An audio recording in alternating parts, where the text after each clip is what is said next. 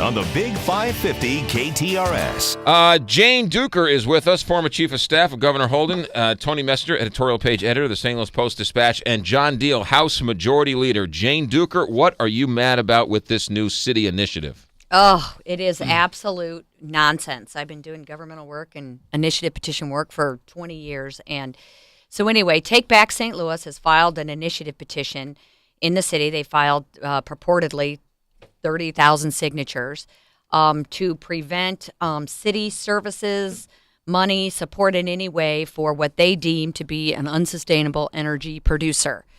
And the definition is so broad and so ridiculous. And the idea that people get cut off from city services, police, fire, streets, everything, because they actually do business with a, quote, unsustainable energy producer, it basically shuts down the city of St. Louis. And it's a political stunt, a radical sort of bomb-throwing thing.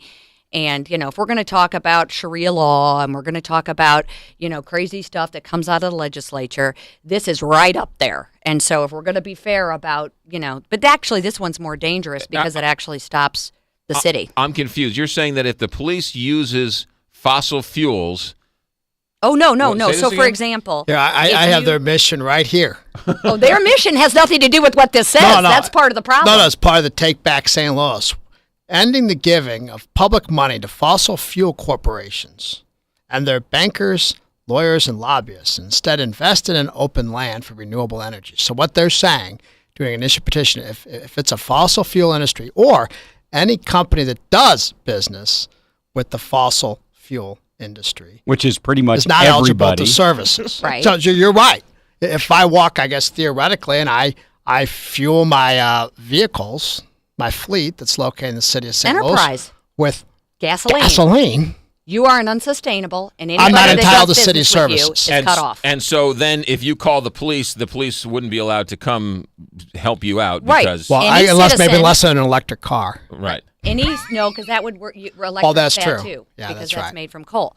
So any citizen in the city of St. Louis is allowed to go get an injunction to prevent anything, any city, public funds, any program, any services whatsoever. They're allowed to go to court and say, you don't get it. So here's a great example. If you're angry these days at Matt Holliday, okay? So if you're an angry baseball fan, you get to go into court. Hey, be nice to Matt. And get an injunction to prevent him from driving on a city street to get to the stadium.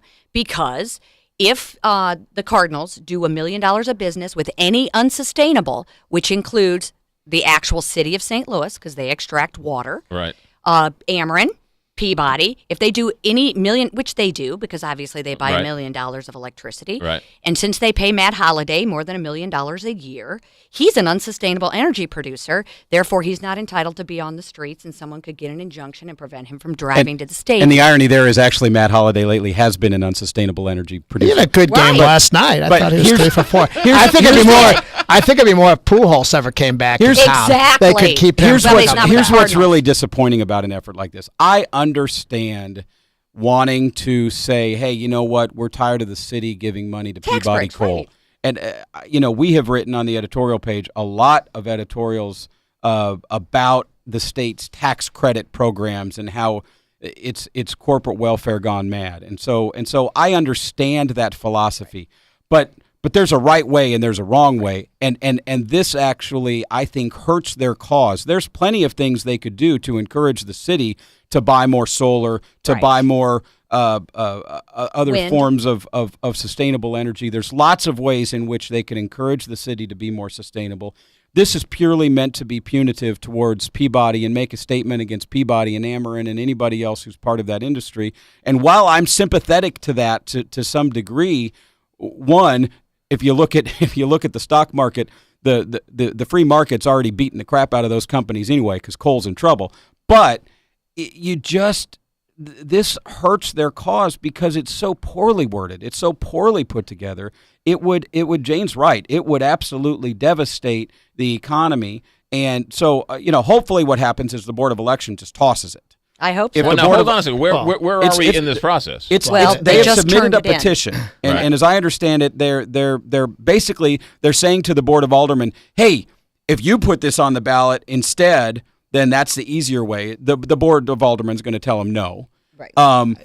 and then they submit it to the Board of Election, and they try to get it on the ballot Collect themselves. signatures, right. And hopefully that doesn't happen, because it's the kind of thing that if it's actually on the ballot in an election when people aren't paying attention, it could pass. Well, and this is the thing. There's a lot of horrible fundamental legal problems that would easily allow the Board of Aldermen.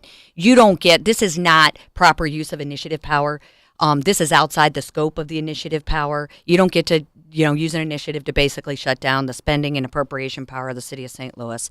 There's constitutional provisions it violates. There's about 18 different ways the Board of Aldermen could boot this and not spend tax But they dollars. handed 30,000 signatures into the Board of Elections. Well, they misled. If you look at the title, it doesn't tell people that this would actually turn the What it city into actually an does. unsustainable energy Right. producer, which would prevent them from spending but a even dime. a more fundamental issue. I mean, I have to disagree that I don't get what they're doing to Peabody either. It's Peabody, not exactly. This is not about tax credit. This is about an attack on coal, an attack on energy. See, I think it's and the worse than sources. that. It's And- broader. and Peabody is one of the premier companies in this region.